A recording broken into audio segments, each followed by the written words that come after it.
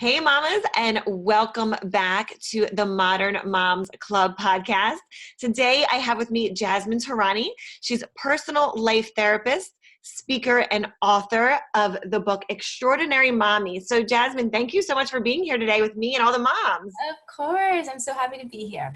So, I have lots of questions for you. I can't wait to dive in.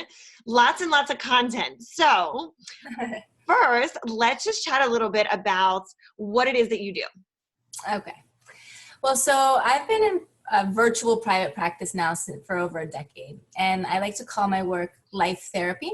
So I'm a traditionally trained psychotherapist. I've got 2 master's degrees from Columbia University, but I also integrate that with life coaching. So I've been trained in the neuro-linguistic programming coaching, which is kind of the same it's the same kind of coaching as Tony Robbins, but I integrate kind of East and West. So these kind of modern coaching psychotherapy modalities with more Eastern philosophies and practices like mindfulness and meditation.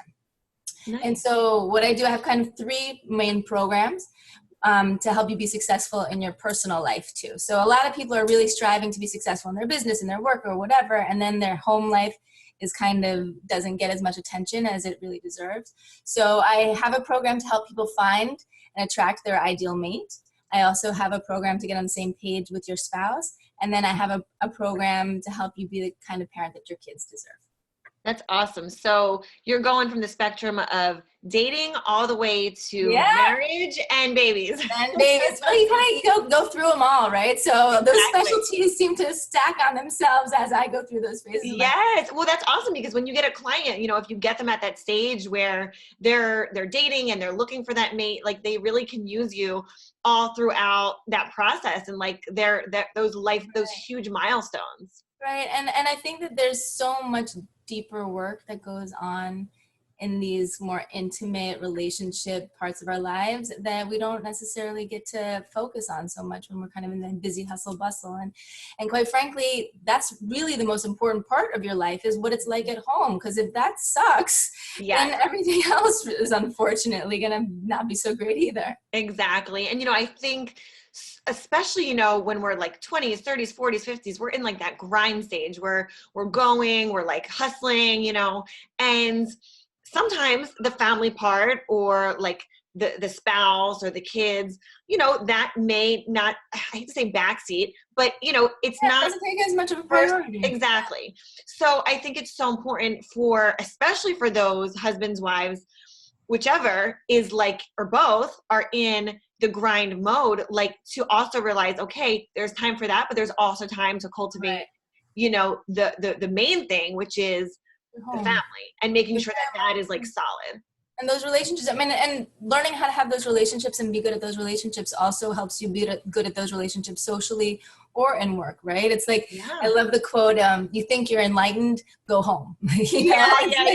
Home is where the most challenges arrive because that brings out your stuff, and having relationships with your significant other or even with your parents or your partner or your kids, that's when it brings out all of your frustrations or your impatience or kind of all the not so pretty parts of yourself come out the most in these dynamics, and not having the skills to be able to handle them in the best way possible is really a problem. And then if you can handle your home life and you can be good at your home life, then you can handle any relationship. Yes, it's so true. It's like, if we're angry or frustrated or whatever the emotion is that we're feeling, like our family gets that part of it, and it's crazy because we have, whether it's in business and we're like schmoozing our clients or our boss or whoever it is, it's like you come home and the most important people are the ones that get the brunt of it.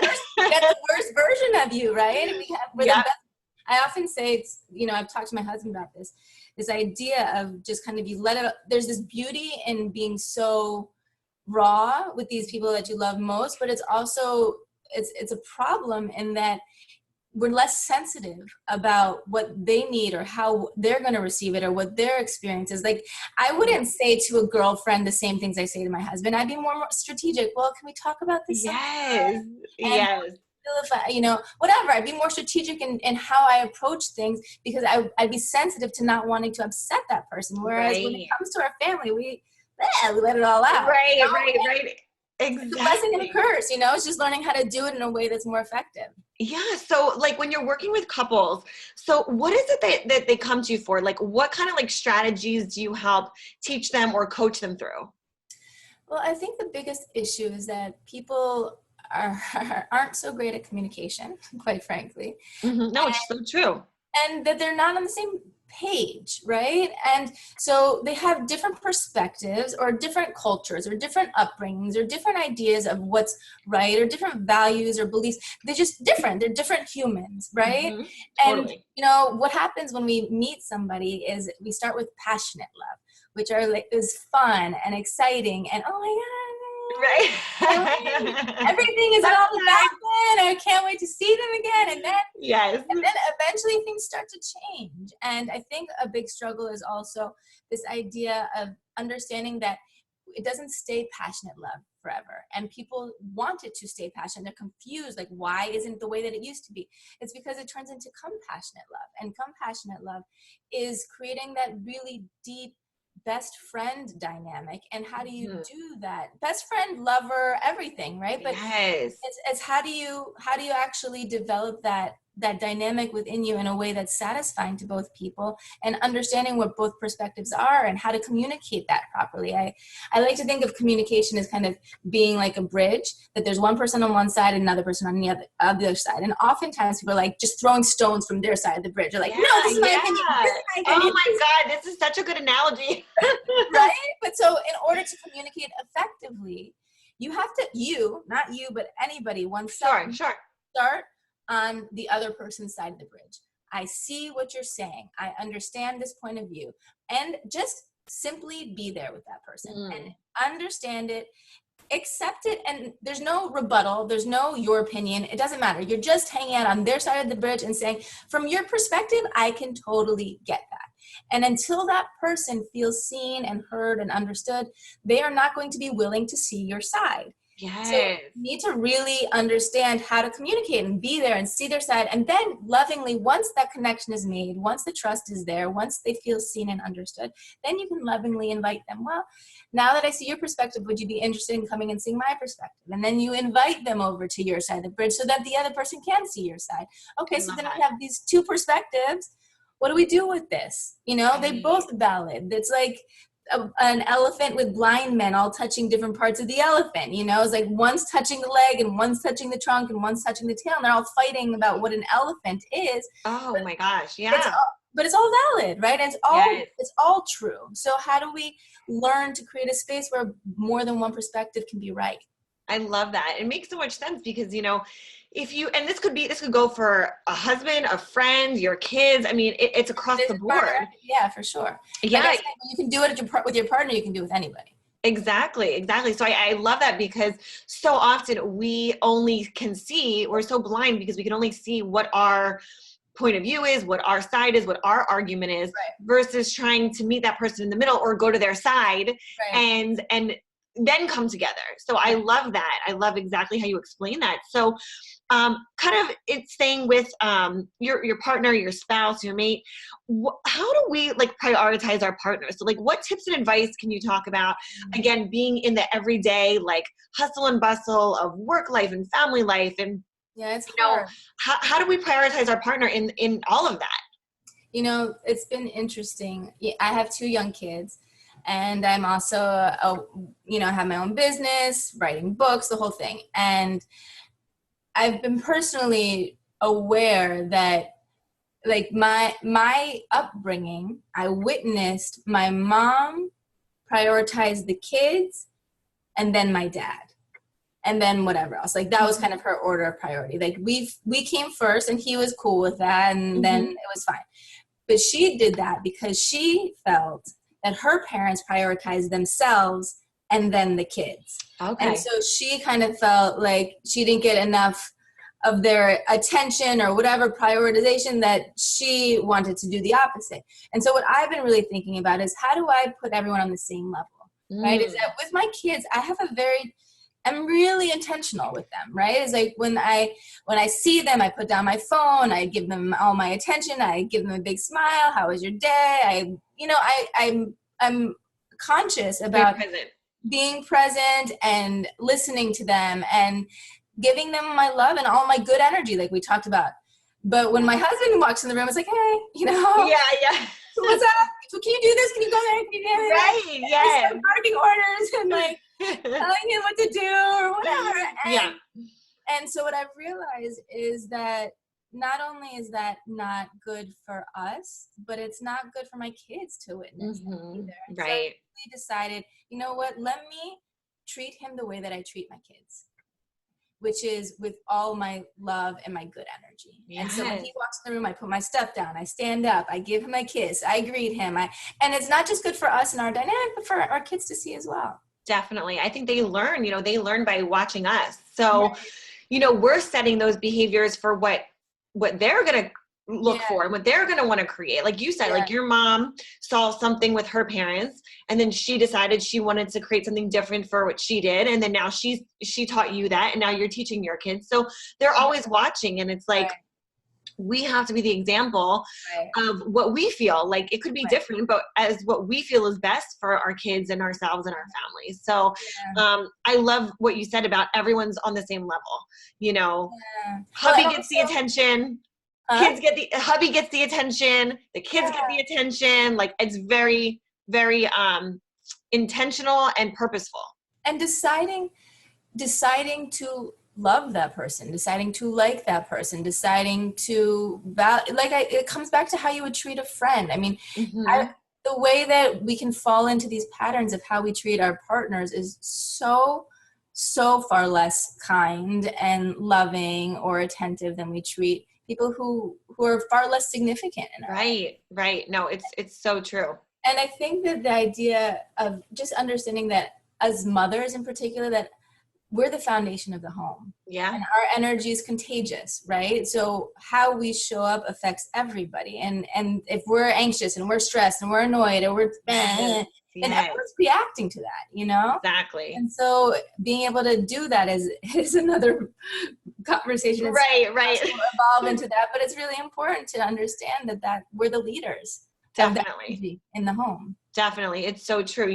It's like if my husband comes home and he's stressed out from work, like I feel like I can diffuse it, but if it's like, if I'm stressed out from just doing whatever I'm doing or appointments or whatever it is, it's like, I feel like he's not as aware as like able to control that as vice versa. Like as if I could when he comes home. Right, because we're more in tune sometimes. Yes.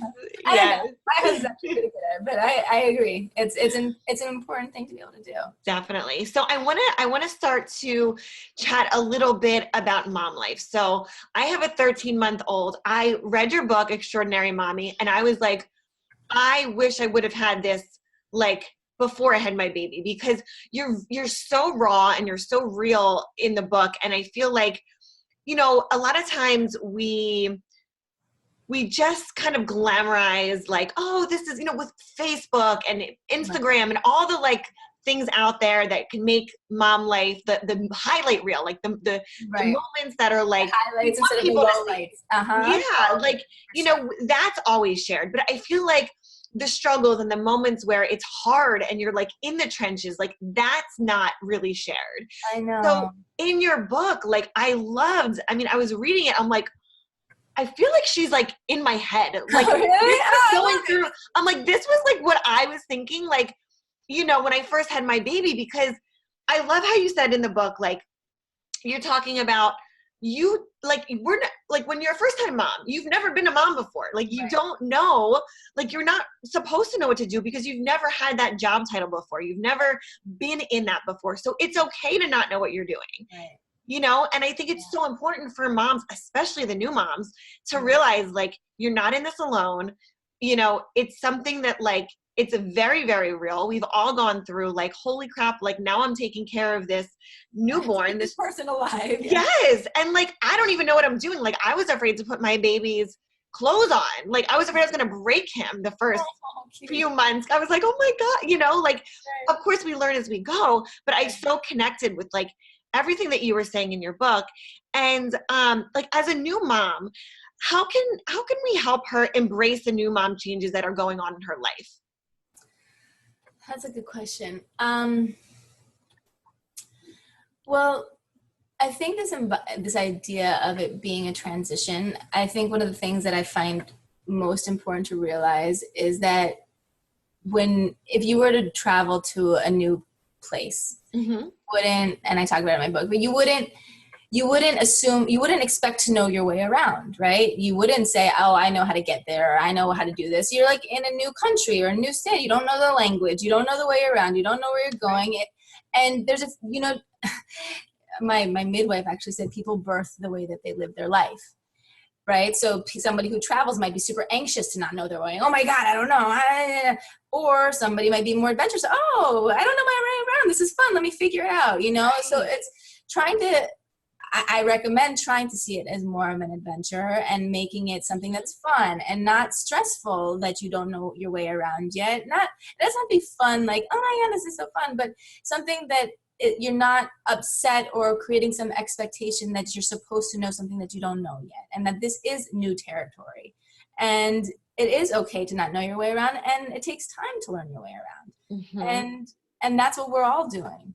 Yes, I love that. Yeah, it's so true. I mean, I think, before we have the baby, it's like we in our minds, we think we're going to be a certain way, or we can set the intention of wanting to be a certain way. But then when we're in it, it's like that's when we have to be the most aware, or the most, just I feel like in realizing like, who is the mom that I want to be? Like, do I want to be like my mom? Do I not want to be like my mom? Do I want to be like, just really going into it with that expectation, but knowing like it may not look like what we thought it looked like. It usually doesn't. It usually doesn't. And I think Yeah. also when we create I like to say that, you can create a vision or a plan or an intention, but also not being so attached to that outcome as your means of success, right? Right. Like if you want your baby to be on a feeding scale, I mean, and just so to be clear, the book isn't just about babies. It was like the first 2 chapters are about babies, and then it gets all the way to adolescents. But the idea of not being attached to an outcome and understanding that there's consistency necessary if you want to create habits or patterns or ways that you want to do things, and that the effort is where you get the gold star more than success. Yes. And just continuing to put in that effort. I mean, I think, like, for example, people keep saying, oh my God, I can't believe your kids are bilingual. How did you do it? Because I'm not a native Spanish speaker. Oh, okay. But I grew up speaking English, but my dad was from Argentina and my mom spoke Spanish. And because she wasn't a native speaker, she wanted him to be the one speaking to us in Spanish. And long story short, he didn't. So no one did. And I ended up having to go through so many years of learning this stupid language that I think I should have known from the beginning. Right. And so it comes back to this idea of like just staying consistent and sticking to this thing that you hold as a value. I want my kids to speak Spanish because I don't want them to waste time learning Spanish. Right.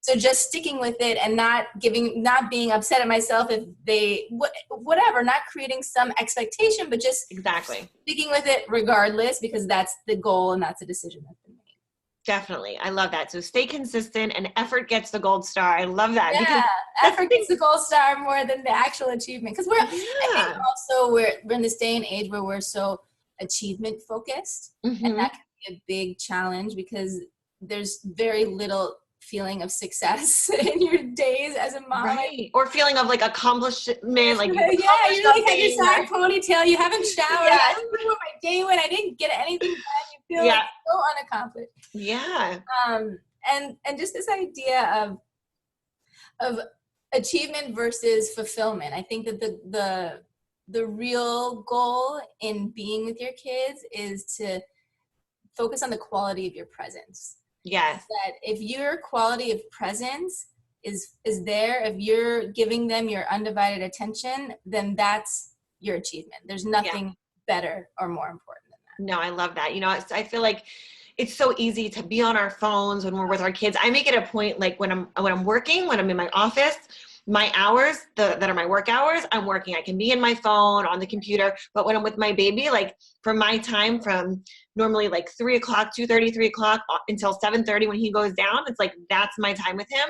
Yeah. And I might be taking videos of him, you know, but I try so hard not to be on Instagram or Facebook or like checking all the apps. So I very recently have said, okay, this is like the new rule for myself that I've given to myself. Right. Because what happens is that they learn. I mean, I don't think I'm going out on a limb in the assumption that this is a generation of kids whose parents are staring at screens. Yeah. You know? Mm-hmm. And no, it's true. the kids, I mean, even if we're checking the weather, you know, Right. all they're experiencing is that our attention is on something else, not them. Definitely. And we receive that thing is more important than they are. Right. And it's right. really, it's hard. I mean, I keep my phone on Do Not Disturb. I put it in the other room. And I like not really a fan of all of those things. And it's still hard for me. So it's really, really challenging, but so important. Yeah. Definitely. I so agree with you on that. So I want to talk and let the moms know a little bit about, you talk about peak performance when it comes to parenting.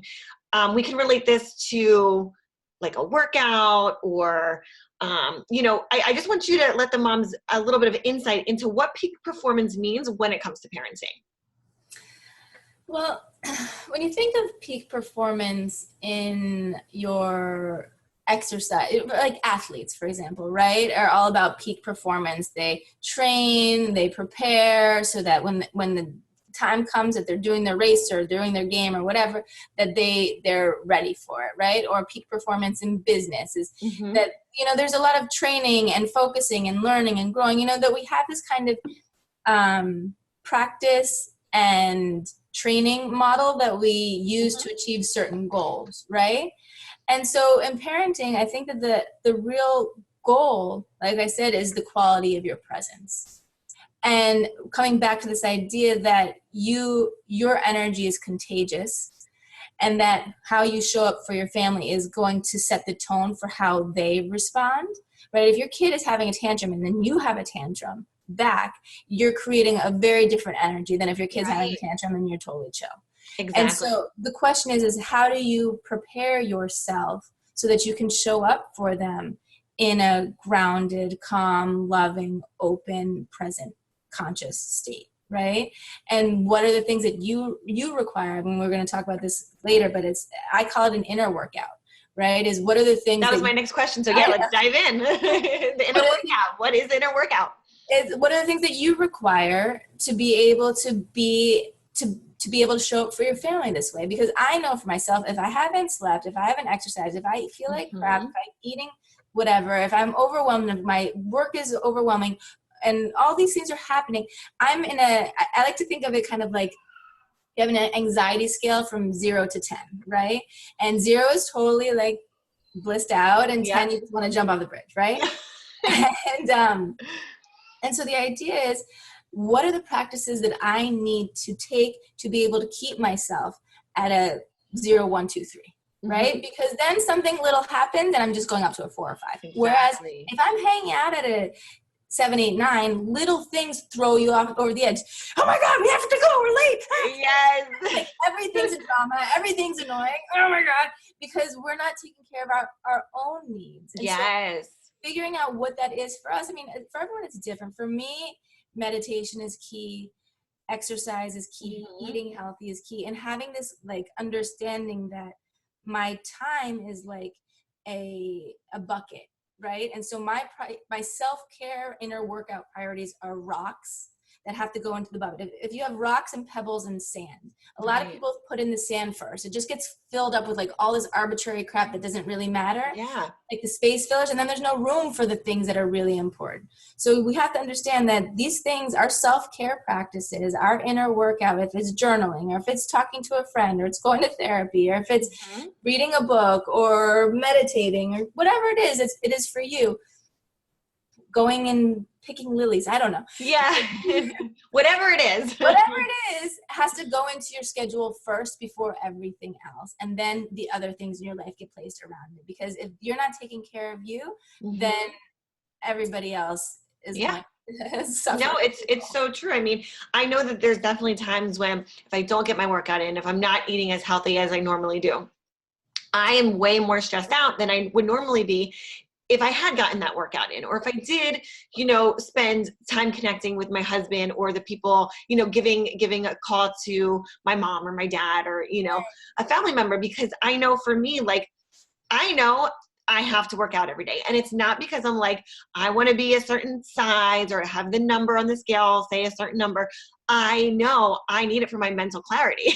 Like, no, my husband says, I'm going to go be less grumpy. Yes, yes. If I'm feeling stressed out and I've already if I've already worked out for the day and maybe normally I do like an hour workout a day and I feel myself getting the anxiousness, at the end of the day, I'm like, I'm going to go work out again. Like, but normally if I have my workout in, I am good for the day. Like, I'm good, whatever comes at me, I'm like good to handle. And like you said, I'm at the bottom of that scale. I'm at the 1, 2, 3. Right. So then nothing throws you over the edge. Exactly. If you know those days when you're starting at an 8, 9, or like an 8, and then the kid says, I don't want to, whatever. I'm just like, I don't want to do this. Nuts. Something that's so silly that yesterday was not a big deal. Right. And you also, I'm very aware in the moments too where something may happen, and if I was in another like mental state, I would have been like, wow, it could have gone from this to this, but I handle it because and it still stays at a 1, 2, 3 because I know I've poured into myself, I've taken care of myself, and it doesn't escalate to that level because I'm able to keep it there, be able to keep it, down to where it's not going to escalate. There's a few things on that topic about the self-care thing that I think are really important. As a lot of people, quote unquote, know what they should do, but they still don't do it. So someone like you or me who really, our values are really, and our values are, if you look at our actual actions and what we do, you will see what our truest values are, right? Mm-hmm. So we can say that we value self-care, but if we're not actually doing it, we don't actually value it. Right. Right? Yeah. So there's a lot of people who say they value it, but they're not actually doing it, and trying to figure out how to actually make it a true value so that it becomes easier to do it. Because I'm like you, it's not about the size of my clothes. It's just that this is a value. This is what I do. I don't think twice about it. It's not a thing. But for a lot of people, it's challenging. And then there's work. And then there's, and it's not as high on the value scale. And so sometimes even if it's not for yourself, I think that this thing about my husband, he wasn't always so regimented in his exercise routine. And I think when he shifted gears and said that exercise wasn't about losing weight, it was about not being grumpy. Yeah. Then it became a value for him that made it easier to do. It's like, how do you attach this self-care regimen to a value? Or, I have another client we were talking about, she works a job and she comes back late and she starts early and she's exhausted, and he works full time. It's hard when you have these full-time schedules, and then everyone's eating crap and they're going out for lunch, and you're in these kind of snowball effect. Yeah, and these unhealthy dynamics and environments. And how do you shift the values? And we started saying, well, what's important to you? She started talking about wanting her to see her kids at graduation and realizing that her health, was going, if she continued on this path, then that might not even be an option, and all of a sudden finding something that is of value enough to you to motivate you to prioritize your self-care. Definitely. Is really important. I even say, I was like, I work out to keep up with my son because he's so active. I'm like, listen, I got to be able to carry this kid around for however long, carry him around, run around with him. He's so strong. So I'm like, I do it for my own sanity. They keep getting heavier too. Yeah. They keep getting heavier and they still want to grow it. Exactly. So I'm like, listen, I got to keep up with him. I got to get my workouts in for my own sanity and to keep up with that guy. Well, and I think back to your topic too, if I may, this idea of social media and everyone putting their highlight reel on it. Mm-hmm. And I think that can also be really, I don't know, it can make you feel lonely. It can make you feel less than, make you feel insecure or not enough. And everybody's always, showing their best self. I personally am really trying to utilize my own social media presence as an opportunity to say what's behind the scenes and what's really real and what's really happening. And exactly. And understand that, like, the human experience is all of it, and we're all going through these bumps, and it's challenging for everybody, and it's not always pretty and perfect, and that, you know, we're all just kind of these bundles of energy doing the best that we can with what we've got, you know, and trying to figure it all out, and none of us really have the solutions. Yeah, no, it's so true. And that's why I actually created this podcast, because I don't, the whole idea of like, there's no such thing as a perfect mom or a perfect parent. Like, we're all just trying to figure it out like together, you know? So the idea was to bring, you know, people on to interview, whether they're a new mom or they're an expert in something, or wherever it is to be in this tribe and talk to other women and like give the input and that expert advice where they can find it, but also in a tribe where they can feel connected and like, okay, there's someone else going through this. It's not just me. Vulnerable. Yeah. There's a real vulnerability. I mean, I think that part of becoming a mom, you become the most raw version of yourself that you've ever experienced. You realize that you're an animal. You've got babies hanging off your boobs. Yes. You know, nothing's in private anymore.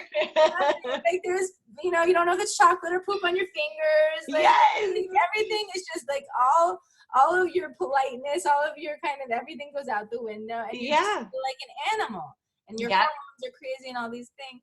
Yeah, especially in the beginning, especially when you're postpartum. I mean, for me, that was the hardest part. Like, I, you know, if I'm going to get really, really super raw and like, you know, share something, like for me, that was the hardest part, because I had a great pregnancy. Like, I was active, you know, like I ate healthy and I still kept up with exercise.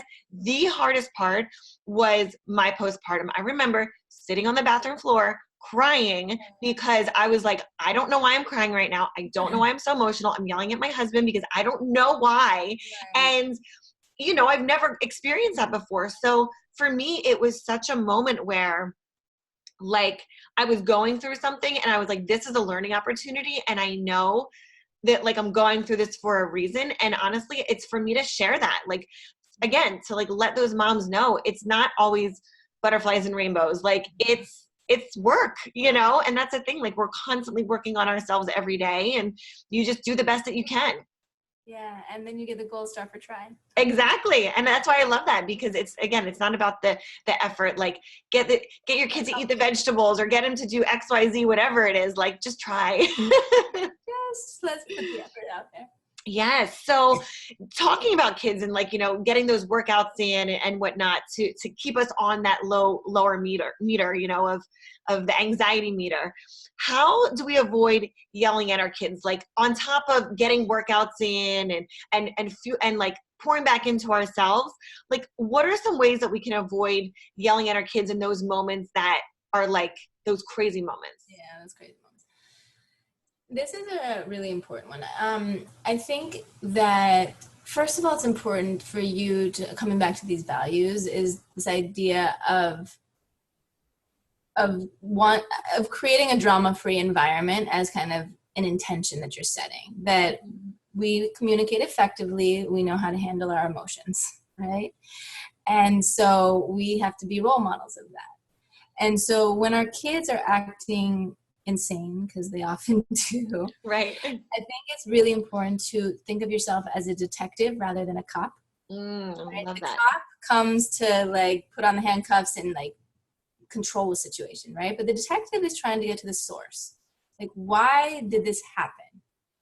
And so, you know, obviously it's hit or miss and there's no perfect solution, and, you know, we're human, right? So let's put that out there. But with that said, the more that we can try to kind of get to the core as to why they are acting in whatever way is annoying to us, the better we can be at addressing that directly. For example, one of the things that annoys me most about my kids is when I have an agenda and I have a time that I'd like to be somewhere and they are running around, they don't want to get in the car. And I've realized that I'm most sensitive when I have some agenda that they're not aware of. Right. And they are rarely purposely trying to annoy me. They're just playing, right? Right, sure. They're just playing, they're just having fun. Whatever it is that's like cute and you know, lovely. Yeah. For some reason I'm getting angry at that. And that's not helpful for anybody, because then they're learning that they can't play. Then right. I'm not being my best version of myself. I feel bad.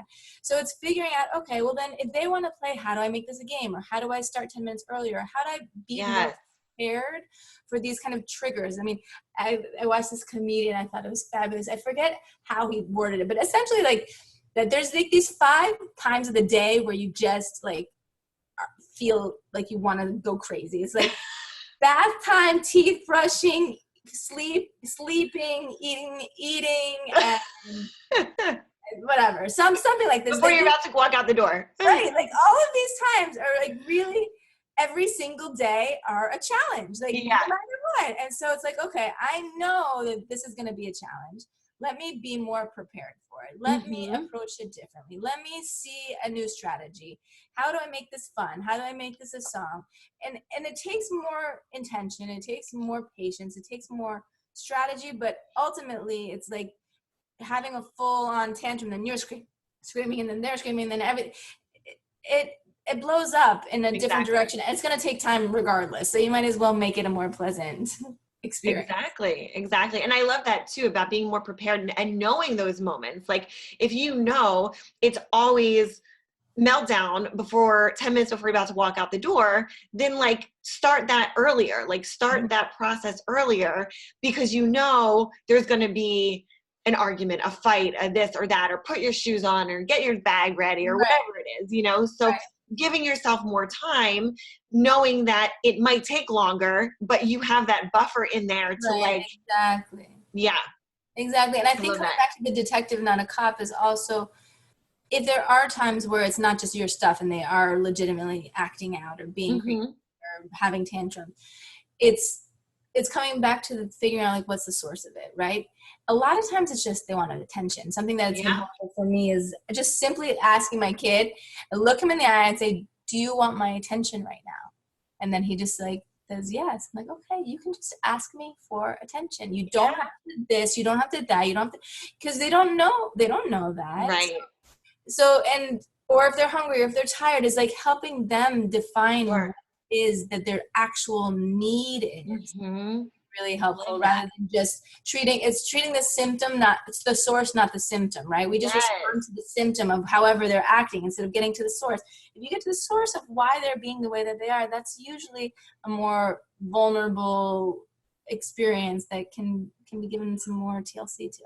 I love that. And then also the next time they're feeling that emotion, then they can start to recognize. Yeah, exactly. Like I was feeling hungry or tired, or like I wanted more attention or whatever it was, you know, you can help them to start to create the awareness. Yeah. And to be really intentional that if they do directly ask for something, is to give it to them and give them positive reinforcement for it. Or if you can't in the moment, mommy's talking to so-and-so, I acknowledge, thank you so much for asking for my attention. I'm talking to this person. I will give you all of my attention in 3 minutes, whatever, but just really giving them positive reinforcement for being able to identify their needs. Right. I love that. So, you know, now in talking with kids and about making them aware of their emotions, I feel like this may tie in to what you're saying. How do we cultivate confidence in our kids? You know, is it identifying their needs? Is it talking to them about their emotions? How do we build up confidence in our kids? That's a great question. That's another chapter in the book. So, well, when you think about what is confidence isn't knowing everything. Confidence isn't having all the answers. Confidence is, there's a very clear delineation in my head between confidence and arrogance. Confidence is a subtle understanding of knowing what you know, and also being open to the fact that you don't know everything, and being a learner, right? Being open to being vulnerable and learning and growing, and letting that human experience be okay.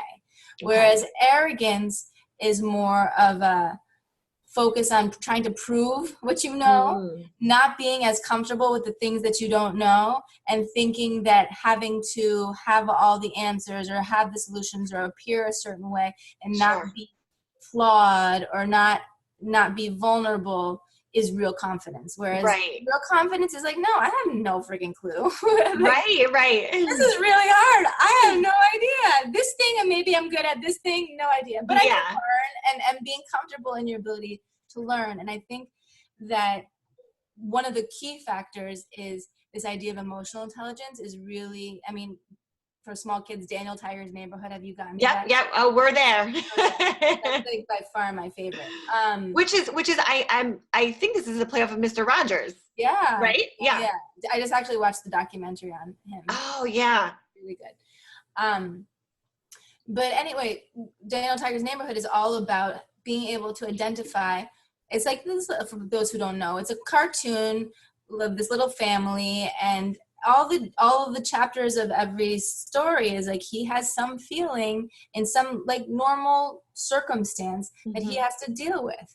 And I think that as a society, and historically, I think now we're definitely getting more conscious and more aware of it, but that people aren't really taught how to deal with their feelings and aren't taught how to deal with what's going on inside of them. And that's the core of what I do, is giving you the tools to be able to handle your feelings, because if your feelings are the core of everything, is how you feel affects your entire life, because that's you're the center of your life. Yep. And if you don't know how to deal with your anxiety or your stress or your fears or your whatever, and you have all these distractions or self-medicating, like every time your kid cries and you give him candy, or every time you give him an iPad, they're not learning to deal with themselves and their feelings. And it's very important that it's okay to be sad, it's okay to be angry. I understand you're angry, it's okay.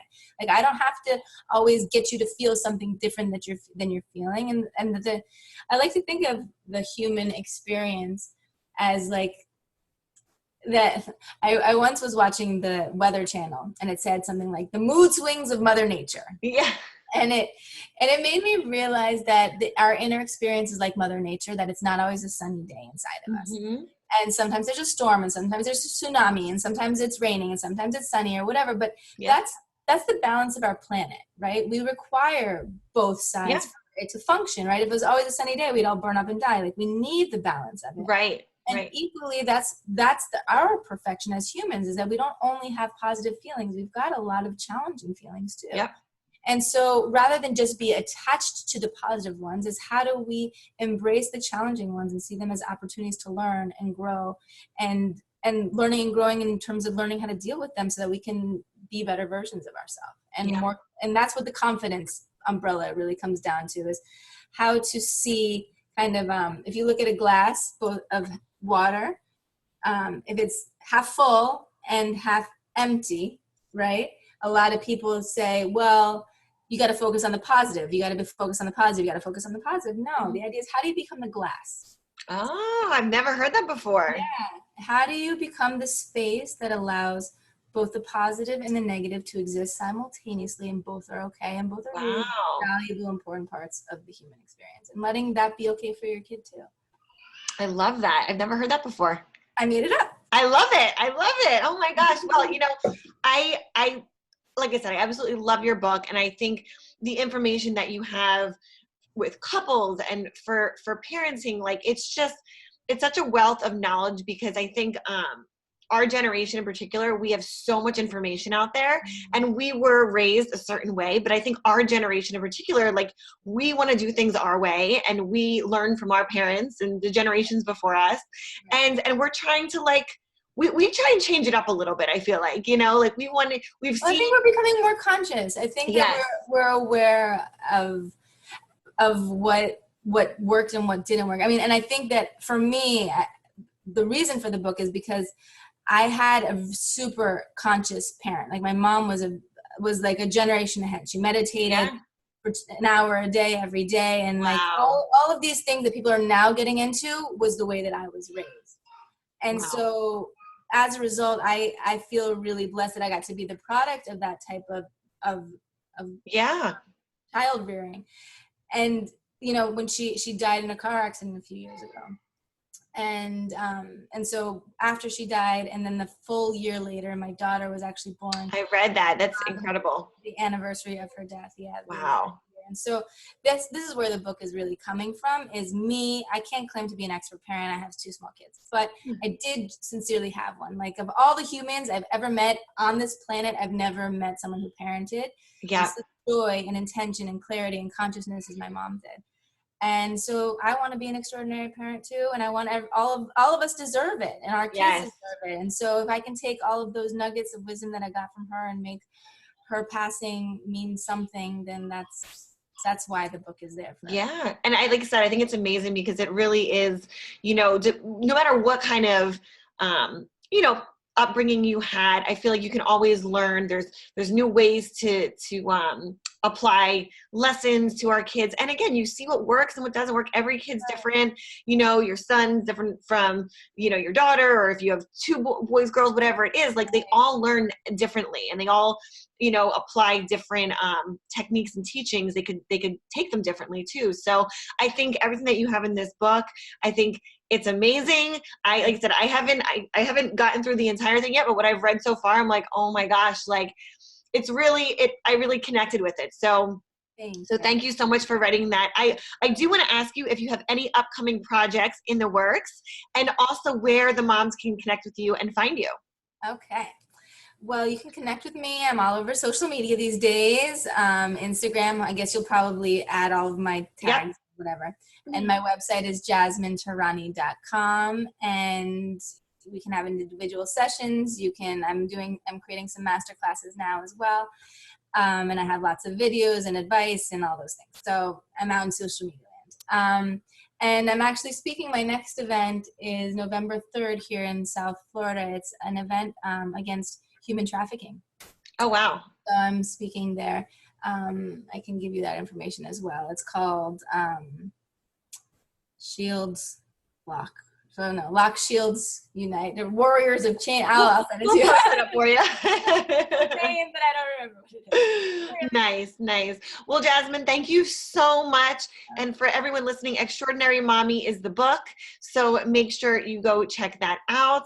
Again, it's a great read for anyone that that's pregnant right now, for them to get this information ahead of time. Yeah, it's a good baby shower gift. Yes. For those of you who don't see it, it's square and hardcover, and it's intended to be a baby shower gift.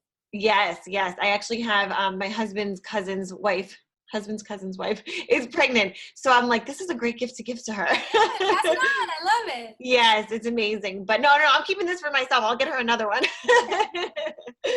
But again, Jasmin, thank you so much for today. And again, if all the moms out there want to connect with Jasmin, she has her website, and she's on Instagram and Facebook, and I will link all of that in the show notes as well for you guys to connect with her. So Jasmin, thank you so much for being here with us today. I really appreciate it. This was fun. Thanks, Jasmin. Bye-bye.